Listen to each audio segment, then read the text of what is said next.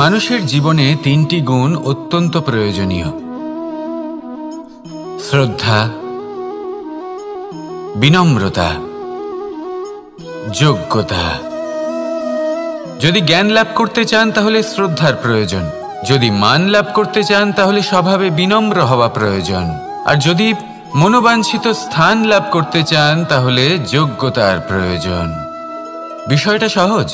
শ্রদ্ধা আপনাকে জ্ঞান দেবে, নম্রতা আপনাকে মান, আর যোগ্যতা উচিত স্থান দেবে। কিন্তু যদি আপনি এই তিনটি গুণ সম্মিলিত করেন তাহলে এমন কিছু লাভ করবেন যা এই সব কিছুর থেকে অনেক ঊর্ধ্বে: সম্মান। আর এ হলো সেই সম্মান যা প্রত্যেক মানুষের নিজের জীবনে লাভ করতে চেষ্টা করা উচিত। কারণ এই হলো সেই সম্মান যার কারণে আপনি চলে যাওয়ার পরেও এই সংসার আপনাকে ভালোবাসবে আর মনে রাখবে। আসুন আমার সাথে ভালোবেসে বলুন, রাধা রাধা। অনেক সময় আমরা জীবনে অনেক মানুষকে এমন বলতে শুনে থাকি যে আমি অসফল হয়েছি কারণ আমার সময় ভালো যাচ্ছিল না। আমি এই জিনিসটা লাভ করতে চাইছিলাম কিন্তু করতে পারলাম না কারণ আমার সময়টা ভালো যাচ্ছিল না। আমি আমার জীবনে ওই মহান কাজটা করতে চাইছিলাম কিন্তু করতে পারলাম না। কেন? কারণ আমার সময়টা ভালো যাচ্ছিল না। কিন্তু যে মুহূর্তে ভালো সময় আমার জীবনে আসবে আমি সব কিছু প্রাপ্ত করব। এমন প্রায় প্রত্যেকেই বলেন। আসুন একটা কথা বোঝা যাক। একজন মালিকে দেখুন, সে প্রত্যেক দিন গাছের সেবা করে, তাকে জল দেয়, তার যত্ন আত্তি করে। কেন? প্রত্যেক দিন সেই গাছ ফল দেয় না। সঠিক সময় এলে তবেই সেই গাছ ফল দেয়, কিন্তু প্রত্যেক দিন মালি তার সেবা করে, তাকে যত্ন করে। শুধুমাত্র তখন করে না যখন সেই গাছ ফল দিতে সক্ষম। আর যদি মালি গাছের যত্ন প্রতিদিন না করে তাহলে হয়তো সেই গাছ ফল দিতেই পারবে না। এটাই হলো আমাদের জন্য একটা শিক্ষা। যখন সময় আমাদের জন্য অপেক্ষা করে না তখন আপনি সময়ের জন্য কেন অপেক্ষা করছেন? ভালো সময়ের জন্য অপেক্ষা করবেন না। ভালো এবং শুভ কর্ম দ্বারা ভালো সময়কে নিজের কাছে টেনে আনুন। নিরন্তর কর্ম করুন, পরিশ্রম করতে থাকুন। শুভ সময় আপনা থেকেই আপনার কাছে আসবে। আসুন আমার সাথে ভালোবেসে বলুন, রাধা রাধা। মানুষের এই সংসারে জীবনযাপন করার জন্য কিছু জিনিসের প্রয়োজন পড়ে। এমন কিছু আবেগ, এমন কিছু বস্তু আছে যেগুলো তার প্রয়োজন হয়। কিন্তু সব থেকে বেশি যে জিনিসটা তার প্রয়োজন হয় সেটা হলো সম্মানের।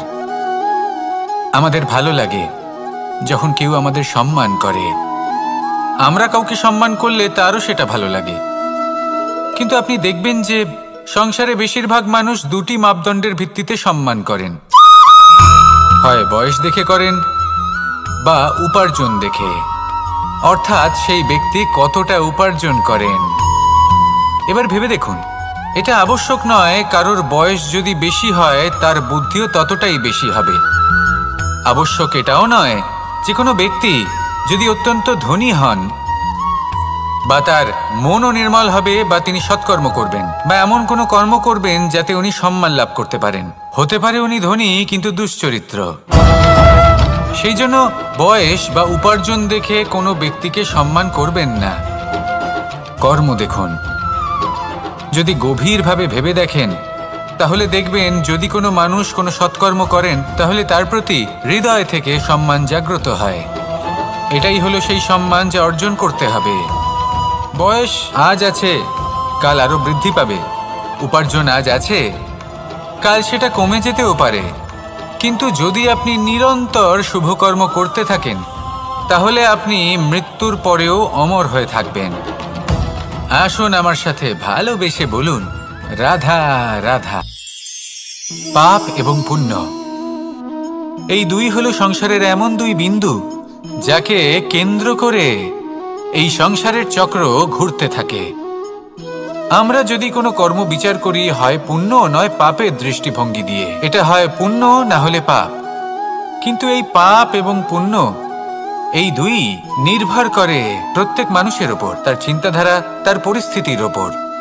ধরুন এমন একজন মানুষ যিনি অনেক দিন ধরে বনে পথ হারিয়েছেন, অনেক দিন হয়তো উনি কোনো খাবার খাননি। এবার এমন পরিস্থিতি চলে এসছে যে এবার যদি উনি খাবার না খান তাহলে হয়তো জীবিতই থাকবেন না।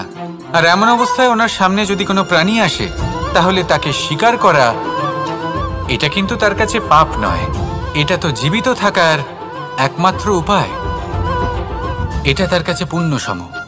আর যদি আমি এমন একজন ব্যক্তির কথা বলি যিনি সরল, যিনি একটি সুখী, শান্ত, সুরক্ষিত জীবনযাপন করছেন, তার কাছে কিন্তু এটা পাপ। এইরকমই এই সংসারে ভিন্ন ভিন্ন পরিভাষা আছে পাপ এবং পুণ্যের। তার মধ্যে যদি আমি আপনাকে একটি সরল পরিভাষা দিই, সেটা হলো জীবনে যখনই কোনো কর্ম করবেন সেটা নিয়ে একটু ভেবে দেখুন যে এই যে কাজটা আমি করছি তার ফলে এই যে অন্য মানুষেরা আছেন এই সংসারে তারা কি দুঃখ পাবেন? যদি তারা দুঃখ পান তাহলে সেটা পাপ।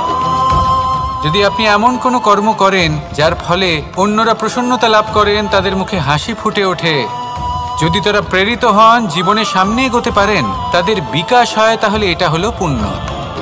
তাই জীবনে সবসময় পুণ্য করতে থাকুন আর আমার সাথে ভালোবেসে বলুন রাধা রাধা। বনস্পতি ফলনের জন্য আমাদের কিসের প্রয়োজন পড়ে? একটু ধরিত্রীর, একটু পরিশ্রমের, আর একটা বীজের।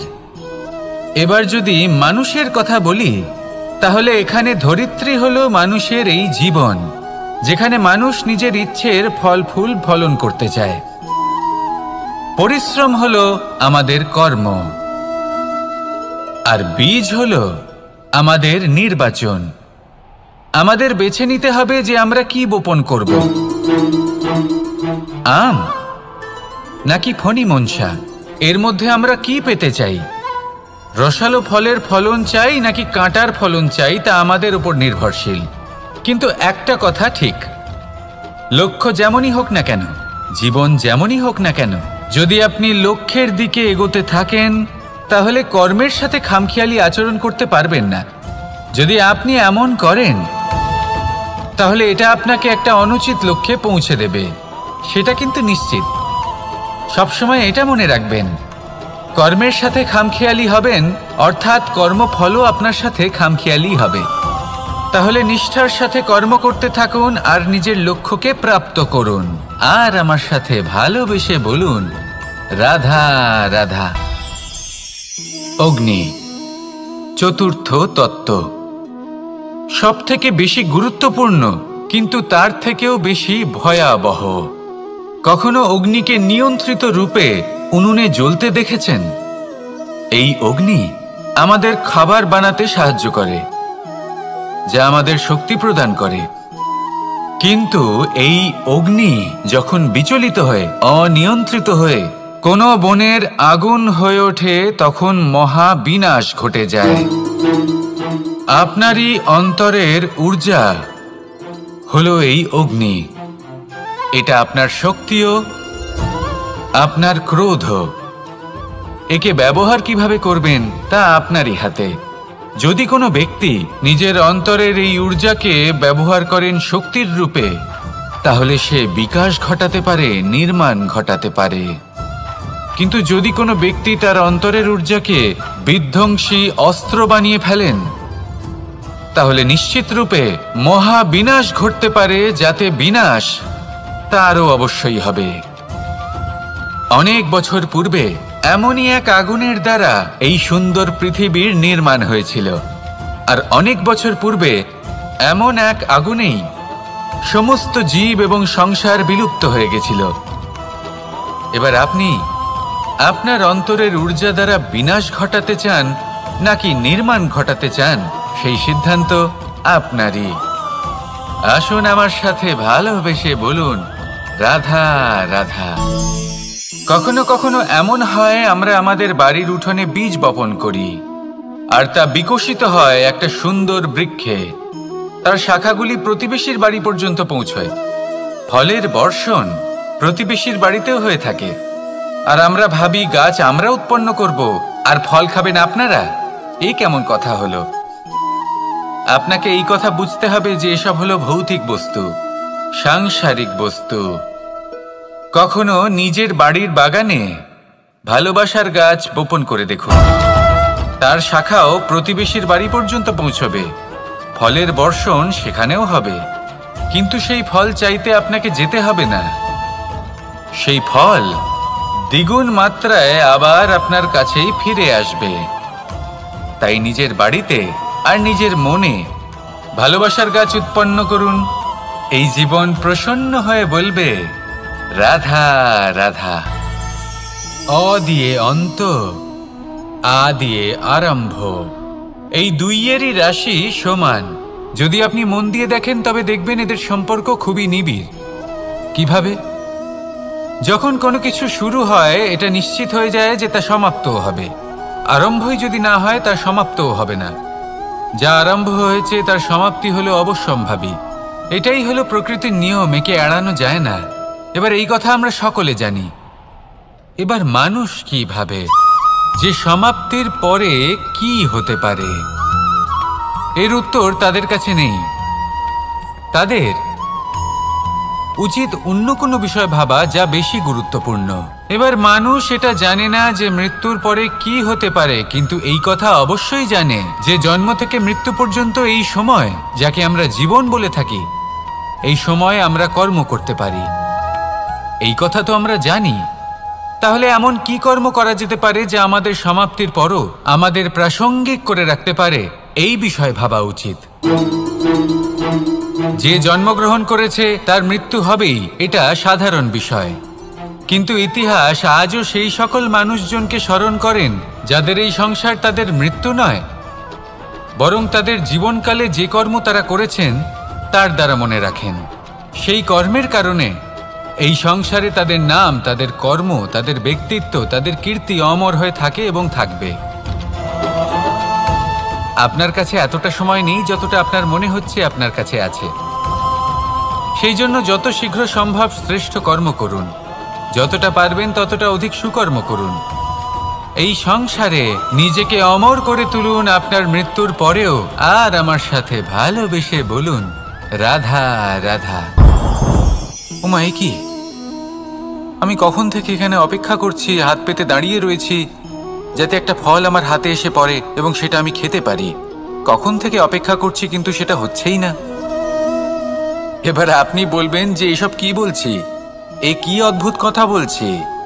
যদি ফল খেতে হয় তাহলে আমাকে বৃক্ষে চড়তে হবে, ফলের কাছে পৌঁছতে হবে, তবেই তো ফল পাবো। এবার এটা অত্যন্ত সহজ ব্যাপার, কিন্তু এই বিষয়টা আপনি নিজের জীবনের প্রসঙ্গে ভেবে দেখুন। লক্ষ্য কোথায় আছে আপনি জানেন, সেই লক্ষ্যে পৌঁছানোর পথ কি সেটাও আপনি জানেন, সেই পথে চলার ক্ষমতাও আপনার রয়েছে, কিন্তু তাও আপনি নিজের লক্ষ্য লাভ করতে পারছেন না। কেন? কারণ আপনি অপেক্ষা করছেন যে লক্ষ্য আপনার সামনে চলে আসবে, কিন্তু তা হয় না। লক্ষ্য সে যাই হোক না কেন, ধন হোক, প্রেম হোক, কোনো সম্মান হোক বা মোক্ষ হোক, যদি আপনি তার দিকে অগ্রসর না হন তাহলে ফল প্রাপ্তি অসম্ভব ব্যাপার, তা কোনোদিনই হবে না। সেই জন্য আপনার চোখের সামনে আপনি যদি নিজের লক্ষ্যকে দেখতে পান তাহলে উঠুন এবং সেই দিকে অগ্রসর হতে শুরু করুন। নিজের অন্তরের সকল অশুভ গুণ দূর করুন, অলসতা ত্যাগ করুন, অজ্ঞানতা ত্যাগ করে দিন এবং চলতে থাকুন। অবশ্যই মনোবাঞ্ছিত ফল লাভ করতে পারবেন। মনে রাখবেন, চলতে থাকলে তবেই লক্ষ্য প্রাপ্তি হবে। অপেক্ষার দ্বারা শুধুমাত্র মৃত্যু লাভ হবে। আসুন আমার সাথে ভালোবেসে বলুন, রাধা রাধা। পাখি কখন জন্ম নেয়, কখন উড়তে শেখে, কখন বাসা বানাতে শেখে, কখন নিজের মৃত্যু লাভ করে, এসব আমাদের মধ্যে কেউ জানি না। কিন্তু পাখি একটা কথা খুব ভালো করে জানে, যে এই সংসারে ও যা কিছুই করুক না কেন, এই সংসারে ওকে নিয়ে কিচ্ছু যায় আসে না। এবার আমরা কি করি? কোনো কাজ করার আগে আমরা এটা ভাবি যে এই সংসার যদি আমাকে দেখে ফেলে তাহলে কে জানে এই সংসার কি ভাববে, আমার প্রতিচ্ছবি কেমন তৈরি হবে কে জানে, কে জানে কি হবে আদি ইত্যাদি। এই সব ভাবনায় আমরা মগ্ন হয়ে যাই। কিছুটা এমনভাবে মগ্ন হই যে বর্তমানের কর্মের এই জীবনের যাত্রাপথে সেই সময়ের আনন্দ উপভোগ করতে ভুলে যাই। এবার দেখুন একটা পাখি কি করে, ওর কর্ম হলো গান গেয়ে চলা। ও ওই পাখি গেয়ে চলে, কেউ ওর গান শুনুক বা না শুনুক, কেউ আদৌ শুনছে কিনা সেই বিষয়টা নিয়ে সেই পাখির কিছুই যায় আসে না। সেই পাখি নিজের কর্ম করতে থাকে। হয়তো সেই জন্যই আপনি কখনো কোনো পাখিকে কাঁদতে দেখবেন না। এরকমই আপনাকে নিজেকে গড়ে তুলতে হবে। প্রথমে নিজেকে জিজ্ঞেস করুন, এই যে কর্ম আমি করতে চলেছি সেটা কি উচিত?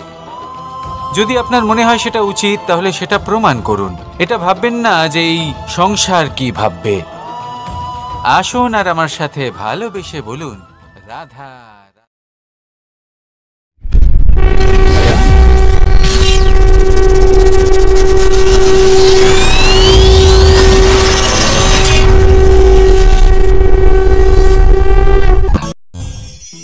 আকাঙ্ক্ষা কখন লোভে পরিণত হয়ে যায় তা কেউ বলতে পারে না। এবার তার পরিণাম কি হতে পারে তাও আমরা কেউ জানি না। আজ আমি আপনাকে বলছি, কোনো ব্যক্তি সবথেকে বেশি ক্ষতির সম্মুখীন তখনই হয় যখন সে এটা মনে করে যে সে সবথেকে বেশি সুরক্ষিত স্থানে রয়েছে। সে ভাবে যে সে সেখানে সুরক্ষিত রয়েছে। সে তখন অসাবধান হয়ে পড়ে, আর তখনই তাকে জীবনের সবথেকে বড় ক্ষতির সম্মুখীন হতে হয়। নিঃস্ব হয়ে যাওয়ার পরিস্থিতি কোনো মানুষের জীবনে তখনই আসে যখন তার কাছে প্রচুর সম্পত্তি থাকে এবং সে তার থেকেও অনেক বেশি সম্পত্তি অর্জন করতে চায়। সেই অনেক বেশি সম্পত্তি অর্জন করার চেষ্টায় সে এমন কিছু করে বসে যার ফলে তাকে সমস্ত সম্পত্তি হারাতে হতে পারে। একজন রচনাকার নিজেই নিজের প্রতিভা একদম শেষ করে দিতে পারে যখন সে অনেকগুলো কাজ নিজের কাঁধে নিয়ে নেয়। একটা গুরুত্বপূর্ণ কথা সবসময় মনে রাখবেন, আজ আপনি যেখানেই থাকুন না কেন, যেমনই যে কোনো স্থানেই থাকুন না কেন, এর পেছনে আপনার আকাঙ্ক্ষার একটা বিশাল ভূমিকা রয়েছে। কিন্তু মনে রাখবেন, আপনাকে শিখতে হবে যে কখন আর কিভাবে নিজের উচ্চাকাঙ্ক্ষাগুলিকে লাগাম পরাতে হবে, কারণ এটা অত্যন্ত আবশ্যক। তাই আসুন আর আমার সাথে ভালোবেসে বলুন, রাধা রাধা। রাত্রে আমরা সুখ নিদ্রা লাভ করি, আমরা স্বপ্ন দেখি, ভবিষ্যতের পরিকল্পনা করি, খুব ভালো লাগে।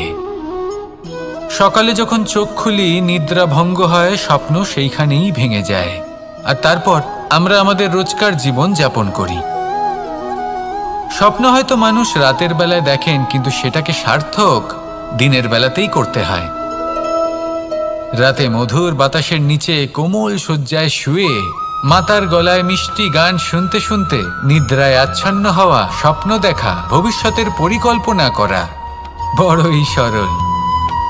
কিন্তু সকালবেলায় সময় মতো উঠে সূর্যের তাপ সহ্য করে, সেই উষ্ণতা সহ্য করে সর্বাঙ্গ ঘেমে গিয়ে নিজের পথ খুঁজে বের করা, সেই পথে অগ্রসর হওয়া, বাধা বিপত্তি এসবের সম্মুখীন হওয়া, আর তারপর লক্ষ্য লাভ করা, এগুলো কঠিন কাজ।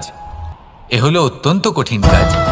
যদি আপনি চান যে স্বপ্ন আপনি দেখেছেন তা সত্যি হোক, তাহলে দিনের বেলায় আপনাকে বেরিয়ে কর্ম করতেই হবে, পরিশ্রম করতেই হবে।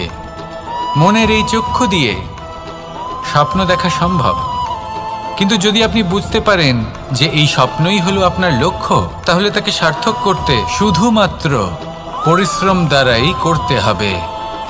তাহলে পরিশ্রম করুন আর আমার সাথে ভালোবেসে বলুন, রাধা রাধা।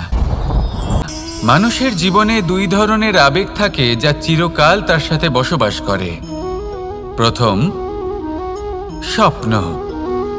দ্বিতীয়, অজুহাত। মানুষ হাজার হাজার স্বপ্ন দেখতে পারে।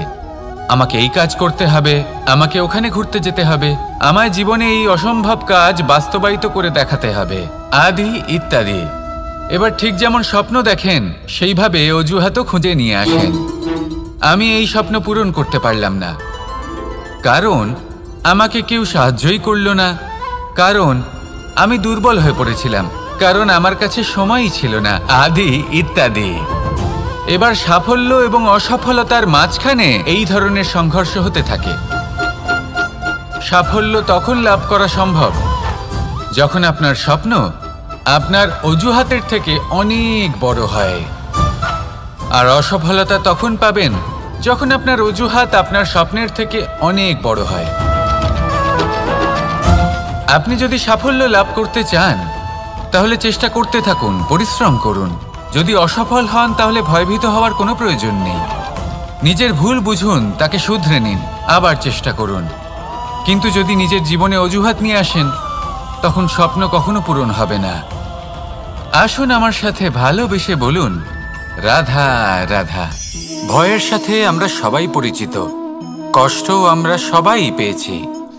কখনো কখনো আমরা অসুস্থ হয়ে পড়ি, আর এমন সময় হলে মাতার মমতা, কখনো বাবার স্নেহ, কখনো বন্ধুদের পাশে থাকার অনুভূতি আমাদের রোগ নিরাময়ে সাহায্য করে।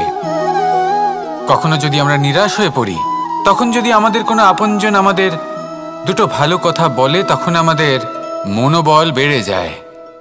ঠিক তেমন সংসারের এই রঙ্গমঞ্চে যদি আপনি পীড়িত অনুভব করেন, কিছু শুভ কথা আলোচনা করুন, কিছু স্তুতি গান করুন, কিছু মুহূর্তের জন্য হলেও নিজের ইষ্টদেবের কথা স্মরণ করুন আর প্রার্থনা করুন। সাহস বাড়বে, শক্তিও বৃদ্ধি পাবে এবং সামনে এগিয়ে চলার পথও দেখতে পাবেন। তখন এই মন প্রসন্ন হয়ে বলবে, রাধা রাধা। কখনো কখনো অন্ধকারের সাথে লড়াই করার জন্য আমরা প্রদীপ জ্বালাই। এতে প্রথমে সলতে রাখি, তারপর তেল ঢালি, তারপর আগুন জেলে এটা প্রজ্বলিত করি। তারপর একটা সময় আসে যখন এই প্রদীপ নিভে যায়। কারণটা কি? কারণ কি এটা যে প্রদীপের প্রকাশমান হওয়ার ক্ষমতা সমাপ্ত হয়েছে? না, এই যে আগুন আমরা দেখতে পাচ্ছি, এই আগুনের জন্য যে শক্তির প্রয়োজন হয় তা আসে এই তেল থেকে। যদি এই তেল সমাপ্ত হয়ে যায় তাহলে এই প্রকাশ তাও সমাপ্ত হয়ে যায়। আর আমাদের জীবনে এই তেল হলো আমাদের কর্ম, আর এই আগুন আর এর দ্বারা উৎপন্ন হওয়া প্রকাশ আমাদের ভাগ্য। যত আমাদের কর্ম ক্ষীণ হতে থাকবে, আমাদের ভাগ্য সৌভাগ্য কোথাও না কোথাও লুপ্ত হয়ে যাবে। যে উজ্জ্বল ভবিষ্যৎ আমরা চাইছি তা কখনো লাভ করতে পারবো না যদি কর্ম না করি। ঠিক যেমন তেল ছাড়া অগ্নি উৎপন্ন হয় না, তেমনি কর্ম ছাড়া সৌভাগ্য হয় না। আর যেমন কর্ম তেমন ভাগ্য।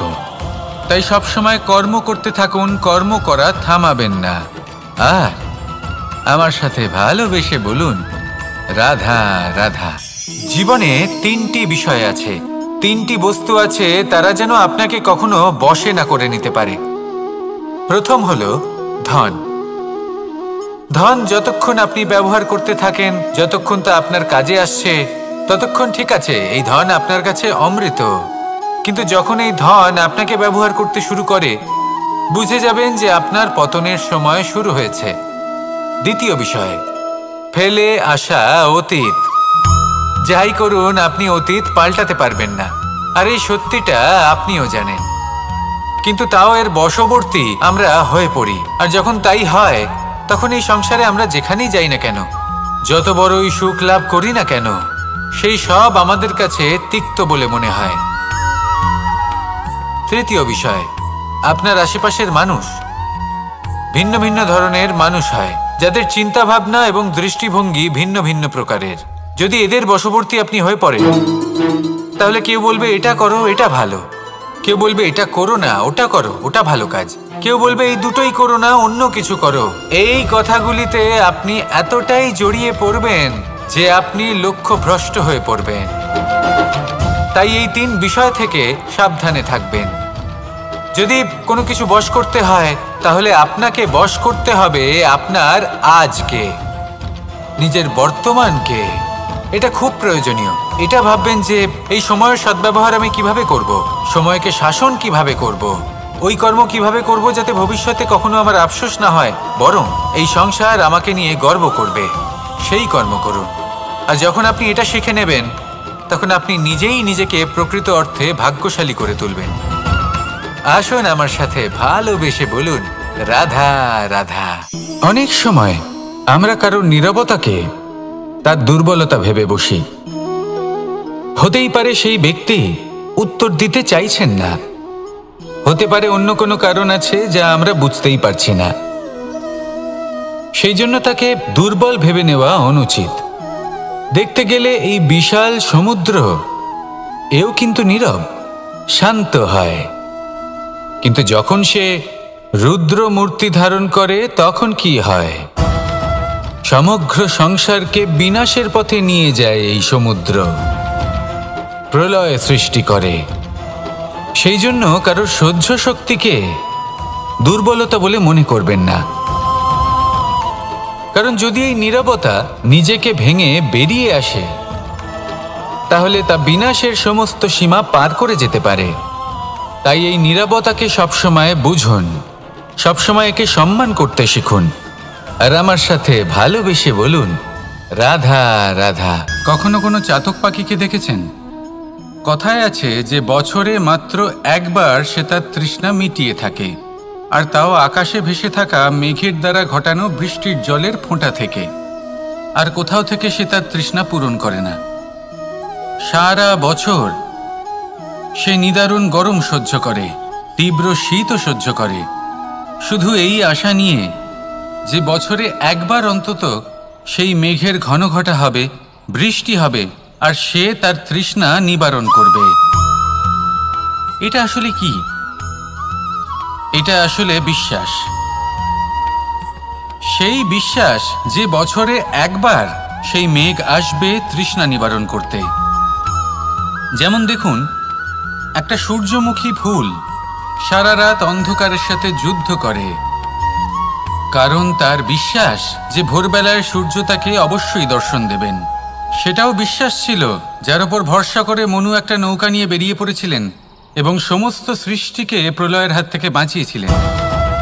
সেটাও ছিল ভালোবাসার প্রতি বিশ্বাস, যার উপর ভরসা করে বানর এবং ভাল্লুক সেনা নিয়ে শ্রীরাম আক্রমণ করেছিলেন সমস্ত বরদানপ্রাপ্ত অসুরগণ এবং রাক্ষসগণের লঙ্কায় এবং জয় লাভ করেছিলেন। এই বিশ্বাসই হলো এই বিশ্বের আশা। বিশ্বাস রাখুন যে আপনি হলেন সর্বশ্রেষ্ঠ এবং শুধুই নিজের কর্ম করতে থাকুন। এই বিশ্বাসের আশাই আপনাকে প্রতি মুহূর্তে বল প্রদান করবে। এ হলো আমার বিশ্বাস। আসুন আর আমার সাথে ভালোবেসে বলুন, রাধা রাধা। যোগাসন। যোগাসনে আসন অত্যন্ত গুরুত্বপূর্ণ। এবার আমি বলবো সবথেকে শ্রেষ্ঠ আসন কোনটি। আশ্বাস। নিজেকে আশ্বস্ত করতে থাকুন যে আমি আছি, সব ঠিক হবে, যা হচ্ছে ভালোর জন্য হচ্ছে। এই আশ্বাস আপনাকে জীবনে এমন ধন্যাত্মক বিশ্বাস দেবে যে আপনি বড় বড় সমস্যার সমাধান করতে পারবেন। এবার যদি কথা বলি সবথেকে কঠিন সময়ের, তাহলে সেটা হলো বিচ্ছেদের। যা মা সীতাকে সহ্য করতে হয়েছে শ্রীরামের জন্য, রাধা কৃষ্ণকেও সহ্য করতে হয়েছে। যে ব্যক্তি বিচ্ছেদের সময় সঠিক পথে চলে এসেছে, সে জীবনে অনেক শ্রেষ্ঠ স্থানে অবশ্যই পৌঁছতে পারবে। এবার যদি কথা বলি সবথেকে জরুরি এবং গুরুত্বপূর্ণ সময়ের, তাহলে সেটা হলো সংযোগ। সকলকে সাহায্য করতে থাকুন। আপনি অন্যদের সাহায্য করে তাদের যত আনন্দ দিতে পারবেন, ততটাই আনন্দ আপনারও জীবনে অবশ্যই আসবে। আসুন আর আমার সাথে ভালোবেসে বলুন, রাধা রাধা। সংসারে সকলে উঁচুতে উঠতে চায়, কেউ নত হতে চায় না। সবাই এটা মনে করে যে নত হওয়ার অর্থ হলো তাদের আত্মসম্মান এবং অহংবোধের বিরুদ্ধাচরণ করা। তাদের মনে হয় যে যদি আমরা নত হই, সংসার আমাদের দুর্বল মনে করবে, তাদের শৌর্য এবং তাদের ব্যক্তিত্বের অপমান হবে। কিন্তু এটা কি সত্যি? প্রত্যেকবার নত হওয়ার অর্থ কি সম্মানহানি হওয়া? কখনোই নয়। আপনি নিজের জীবনকেই দেখে নিন। আপনার কোনো অমূল্য জিনিস যদি নিচে পড়ে যায়, তাহলে তাকে কিভাবে তোলেন? সেই বস্তুকে তোলার জন্য আপনাকে নত হতেই হবে। আপনি বড়দের আশীর্বাদ কিভাবে লাভ করেন? আপনি নত হয়ে তবেই তাদের আশীর্বাদ লাভ করতে পারেন, তাই না? ভেবে দেখুন, আপনি একটা পথে হাঁটছেন, আপনি দেখতে চাইছেন যে আপনি সঠিক পথে হাঁটছেন কিনা, পায়ের নিচে কাঁটা পড়ে আছে কিনা। কিভাবে দেখবেন? আপনাকে সেই মাথা নত করেই দেখতে হবে। এর অর্থ কি? অর্থ খুব সহজ। প্রত্যেকবার নত হওয়া অনুচিত নয়, সেটা কোনোভাবেই সম্মানহানি নয়। পরিস্থিতি অনুসারে এবং যেখানে প্রয়োজন আপনি নত হতে শিখে গেলে আপনি অনেক কিছুই লাভ করতে পারবেন। জ্ঞান, মান, গুণ, বিশ্বাস। সেই জন্য প্রয়োজন এবং পরিস্থিতি অনুসারে নত হতে শিখুন, এতে অনুচিত কিছুই নেই। আত্মসম্মান থাকা অত্যন্ত প্রয়োজনীয়, কিন্তু তা যেন কখনো অহংকারে পরিণত না হয়। এই বিষয়ে অবশ্যই নজর রাখবেন এবং আমার সাথে ভালোবেসে বলবেন, রাধা রাধা। আমাদের জীবনে অনেক ধরনের ব্যক্তি এসে থাকেন। কেউ কেউ আমাদের সাথে থেকে যান, কেউ আমাদের থেকে দূরে চলে যান। কেউ ভালো মানুষ হন, কেউ খারাপ মানুষ। কিন্তু আমরা সবসময় সেই সময়টাকে নিয়ে দুঃখ প্রকাশ করি যখন আমাদের জীবনে কোনো খারাপ ব্যক্তি প্রবেশ করেন। তারা আমাদের খারাপ অনুভূতি দেন, দুঃখ দেন, কষ্ট দেন। আমরা সবাই তাকে ভালো মন্দ কথা বলি। কিন্তু কেন? এমন বিভিন্ন ধরনের মানুষ, খারাপ মানুষ, ভালো মানুষ সবার জীবনেই আসেন এবং সকলকেই একটা অমূল্য শিক্ষা দান করে যান। এবার আপনি নিজেই ভেবে দেখুন, জীবনে যখন প্রথমবার আপনি আগুন স্পর্শ করেছিলেন তখন আপনি একটা শিক্ষা লাভ করেছিলেন যে আমাকে আগুনের থেকে একটু দূরে থাকতে হবে। তারপর আস্তে আস্তে আপনি শিখলেন যে কিভাবে এই আগুনকে নিয়ন্ত্রণে রাখতে হবে।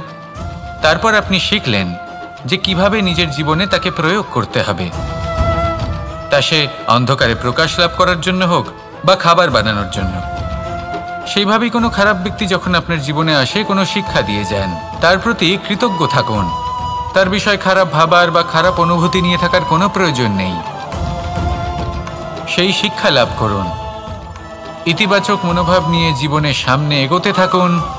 কেউ নেই যিনি আপনাকে বাধা দিতে পারেন।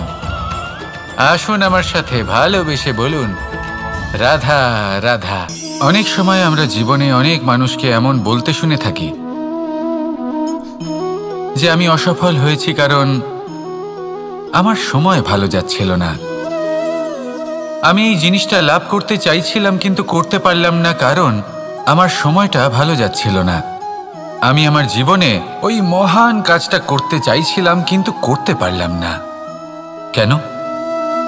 কারণ আমার সময়টা ভালো যাচ্ছিল না। কিন্তু যে মুহূর্তে ভালো সময় আমার জীবনে আসবে আমি সব কিছু প্রাপ্ত করব। এমন প্রায় প্রত্যেকেই বলেন। আসুন একটা কথা বোঝা যাক। একজন মালিকে দেখুন, সে প্রত্যেক দিন গাছের সেবা করে, তাকে জল দেয়, তার যত্ন আত্তি করে। কেন? প্রত্যেক দিন সেই গাছ ফল দেয় না। সঠিক সময় এলে তবেই সেই গাছ ফল দেয়, কিন্তু প্রত্যেক দিন মালি তার সেবা করে, তাকে যত্ন করে। শুধুমাত্র তখন করে না যখন সেই গাছ ফল দিতে সক্ষম। আর যদি মালি গাছের যত্ন প্রতিদিন না করে তাহলে হয়তো সেই গাছ ফল দিতেই পারবে না। এটাই হলো আমাদের জন্য একটা শিক্ষা। যখন সময় আমাদের জন্য অপেক্ষা করে না তখন আপনি সময়ের জন্য কেন অপেক্ষা করছেন? ভালো সময়ের জন্য অপেক্ষা করবেন না। ভালো এবং শুভ কর্ম দ্বারা ভালো সময়কে নিজের কাছে টেনে আনুন। নিরন্তর কর্ম করুন, পরিশ্রম করতে থাকুন। শুভ সময় আপনা থেকেই আপনার কাছে আসবে। আসুন আমার সাথে ভালোবেসে বলুন, রাধা রাধা। জীবনে এমন কিছু কাজ রয়েছে যা আমাদের কখনোই করা উচিত নয়, যেমন আশা করা। যদি আপনি আশা করেন আর আপনার আশা পূর্ণ না হয় আপনি খুবই কষ্ট পাবেন। এবার আপনি যদি প্রতীক্ষা করেন, করতেই থাকেন, আর সেই ব্যক্তি যদি না আসে তাহলেও খুব কষ্ট পাবেন। আর হলো তুলনা। আপনি যদি তুলনা করতে যান তাহলে এটাই ভাববেন যে হয় আমি বা অন্য কোনো ব্যক্তি, এই দুজনের মধ্যে কোনো এক ব্যক্তি নিকৃষ্ট। আর এই ভাবনাটাই হলো অনুচিত। যদি আমরা কথা বলি সেই সব বিষয়ে যা আমাদের করা উচিত, যেমন পরীক্ষা। এই পরীক্ষা সবসময় আমাদের আরো সফল করে তোলে, আরো শ্রেষ্ঠ করে তোলে, আরো উৎকৃষ্ট করে তোলে। আসন্ন মহাসংগ্রামের জন্য আমাদের প্রস্তুত করে তোলে এই পরীক্ষা। তাই এই পরীক্ষার থেকে কখনোই পালাবেন না, এর সম্মুখীন হন। আর হলো কর্ম। কর্ম করা কখনোই বন্ধ করবেন না। তুলনা করার বদলে কর্ম করুন, প্রতীক্ষা করার বদলে কর্ম করুন, আর আশা করার বদলে কর্মই করুন। জীবন সফল হয়ে যাবে। দেখুন, সবার শেষে সত্যি বলতে এই কর্ম আর এই পরীক্ষা, এই দুই আমাদের জীবনকে সুখী করে তুলতে পারে। আসুন আর আমার সাথে ভালোবেসে বলুন, রাধা রাধা। আমি অনেক সংখ্যক মানুষকে দেখেছি, তাদের কাছে অত্যাধিক জ্ঞান আছে, শিল্প আছে, ধন আছে, কীর্তি আছে, কিন্তু তারা এই সব কিছু নিজেদের কাছেই রাখেন, এই সমাজে বিতরণ করেন না। কারণ হলো ভয়।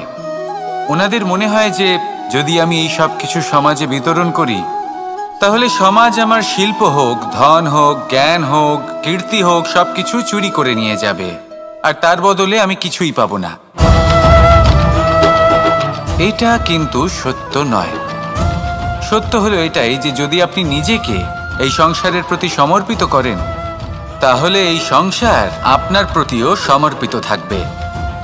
আপনি শুধু ধন, জ্ঞান, কীর্তি, সম্মান পাবেন তাই নয়, বরং এই সমাজ আপনাকে নিজের চোখে হারাবে, মনের মধ্যে স্থান দেবে। তাই এই ভয় ত্যাগ করে দেখুন কিভাবে এই সমাজ আপনাকে প্রেম সমর্পণ করে। আসুন আমার সাথে ভালোবেসে বলুন, রাধা রাধা। মানুষের এই সংসারে জীবনযাপন করার জন্য কিছু জিনিসের প্রয়োজন পড়ে। এমন কিছু আবেগ, এমন কিছু বস্তু আছে যেগুলো তার প্রয়োজন হয়, কিন্তু সব থেকে বেশি যে জিনিসটা তার প্রয়োজন হয় সেটা হলো সম্মানের। আমাদের ভালো লাগে যখন কেউ আমাদের সম্মান করে। আমরা কাউকে সম্মান করলে তারও সেটা ভালো লাগে। কিন্তু আপনি দেখবেন যে সংসারে বেশিরভাগ মানুষ দুটি মাপদণ্ডের ভিত্তিতে সম্মান করেন, হয় বয়স দেখে করেন বা উপার্জন দেখে, অর্থাৎ সেই ব্যক্তি কতটা উপার্জন করেন। এবার ভেবে দেখুন, এটা আবশ্যক নয় কারোর বয়স যদি বেশি হয় তার বুদ্ধিও ততটাই বেশি হবে। আবশ্যক এটাও নয় যে কোনো ব্যক্তি যদি অত্যন্ত ধনী হন বা তার মনও নির্মল হবে বা তিনি সৎকর্ম করবেন বা এমন কোনো কর্ম করবেন যাতে উনি সম্মান লাভ করতে পারেন। হতে পারে উনি ধনী কিন্তু দুশ্চরিত্র। সেই জন্য বয়স বা উপার্জন দেখে কোনো ব্যক্তিকে সম্মান করবেন না, কর্ম দেখুন। যদি গভীরভাবে ভেবে দেখেন তাহলে দেখবেন যদি কোনো মানুষ কোনো সৎকর্ম করেন তাহলে তার প্রতি হৃদয় থেকে সম্মান জাগ্রত হয়। এটাই হলো সেই সম্মান যা অর্জন করতে হবে। বয়স আজ আছে, কাল আরো বৃদ্ধি পাবে। উপার্জন আজ আছে, কাল সেটা কমে যেতেও পারে। কিন্তু যদি আপনি নিরন্তর শুভকর্ম করতে থাকেন তাহলে আপনি মৃত্যুর পরেও অমর হয়ে থাকবেন। আসুন আমার সাথে ভালোবেসে বলুন, রাধা রাধা। আমাদের জীবনে আমরা যখনই এমন কোনো মানুষের সাথে পরিচিত হই যে বয়সে, পদে এবং আর্থিক দিক থেকে আমাদের থেকে পিছিয়ে, তখন আমরা সবাই খুব হীন নজরে তাদের দিকে দেখি। মনেই করি না যে সেই ব্যক্তির নিজস্ব একটা অস্তিত্ব রয়েছে, তার নিজেরও একটা মাহাত্ম্য রয়েছে। আমাদের মনেই হয় না যে আমাদের সামনে দাঁড়িয়ে থাকার যোগ্যতা আছে তাদের। চলুন আপনাকে একটা প্রশ্ন করি, শূন্যের নিজস্ব মূল্য কোথায়? আপনি বলবেন কিছুই না। শূন্যের আবার নিজস্ব মূল্য কোথায়? কিন্তু যখন এই শূন্যই কোনো সংখ্যার সাথে এসে যুক্ত হয়ে যায়, কোনো অঙ্কের সাথে এসে যুক্ত হয়ে যায়, তখন তার মূল্য অনেক গুণ বৃদ্ধি পায়। অর্থাৎ এই শূন্যের মূল্য অবশ্যই আছে। আর আমাদের জীবনেও এমন কিছু ব্যক্তি থাকেন, তাদের দেখে মনে হয় যে এদের কোনো মূল্যই নেই, কিন্তু যখন এই ব্যক্তি কারোর সাথে এসে জুড়ে যান তখন তার মূল্য সেই ব্যক্তির বৃদ্ধি ঘটায়। এই সংসারে এমন কোনো ব্যক্তি নেই যার কোনো মূল্য নেই। যদি আমরা ধনুকের কথা বলি তাহলে তার জন্য একটি দড়ির প্রয়োজন হয় যেটি প্রত্যঞ্চা হিসেবে ব্যবহৃত হয়। যদি এই প্রত্যঞ্চা না থাকে তাহলে ধনুকের কোনো মূল্যই থাকে না। যদি প্রত্যঞ্চা না থাকে তাহলে ধনুকের অস্তিত্ব অসম্পূর্ণ থেকে যায়। এই সংসারে যে কোনো ব্যক্তি হোক বা যে কোনো বস্তু হোক, প্রত্যেকের নিজস্ব একটি মূল্য আছে। তার সম্মান করুন, সামনে অগ্রসর হন আর আমার সাথে ভালোবেসে বলুন রাধা রাধা।